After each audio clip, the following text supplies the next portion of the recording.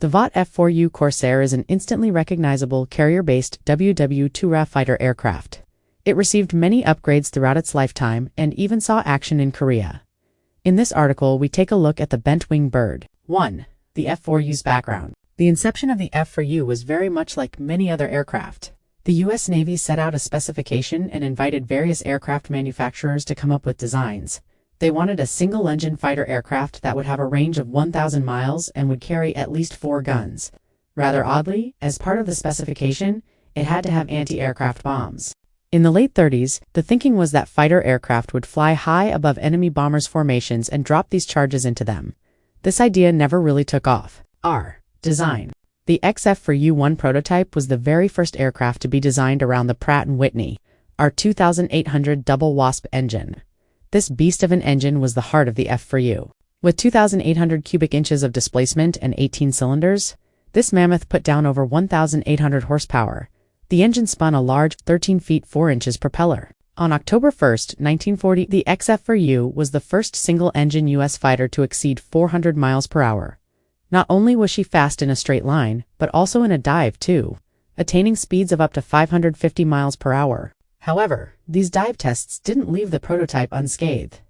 With damage to control surfaces, despite the initial snags, the U.S. Navy was so impressed with the performance that in 1941 they awarded Vought with a contract for 580 F4U-1s, which were given the name Corsair. 3. Gull wing. Probably the most famous aspect of the F4U's design is the bent or inverted gull wing. Initially, the XF4U had traditional wings with long landing gear struts to prevent the gigantic propeller from striking the ground. Longer landing gear for carrier landings made it more difficult to get the aircraft down safely, as it would encourage it to bounce, if not brought in extremely smooth, which is very difficult out at sea. Furthermore, the landing gear had to retract backwards to make room for the folding wings. If they were too long, they couldn't fit inside the wings. To remedy this, the designers introduced a bend into the wing to shorten the landing gear and give the propeller adequate clearance. No prop strike, much easier to land, and could fold its wings.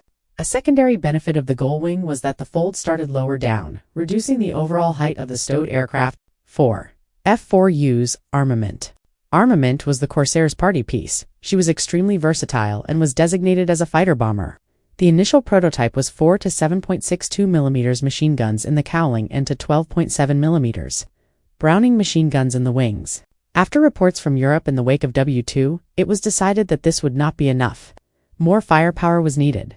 The first production version, the F4U-1, came with a host of upgrades over the prototype, the biggest of which was 6 12.7 mm and M2 guns. A ground attack variant was also introduced based on the F4U-1, designated the F4U-1C. 200 of these were built, and all were equipped with the mighty 20 mm and M3 cannons, each with 231 rounds. A lot of pilots thought that the cannons were actually better for all types of combat situations. Not just ground pounding, but they suffered issues with freezing at altitudes above 25,000 feet, although this was eventually remedied with gun heaters. On top of this impressive firepower, the F4U could also carry up to 1,800 kilograms of bombs or 12.7 centimeters, high-velocity unguided rockets, with a mix of cannons, machine guns, rockets, and bombs. The Corsair was able to tackle almost every combat situation, all whilst being carried based. 5. Combat. The Corsair was loved by her pilots, a fast, agile, and heavy-hitting fighter bomber, and saw plenty of combat throughout the war. Over 64,000 sorties were flown throughout the war. 2,140 air combat victories for only 189 losses gave the bent wingbird a kill-to-death ratio of 11-1.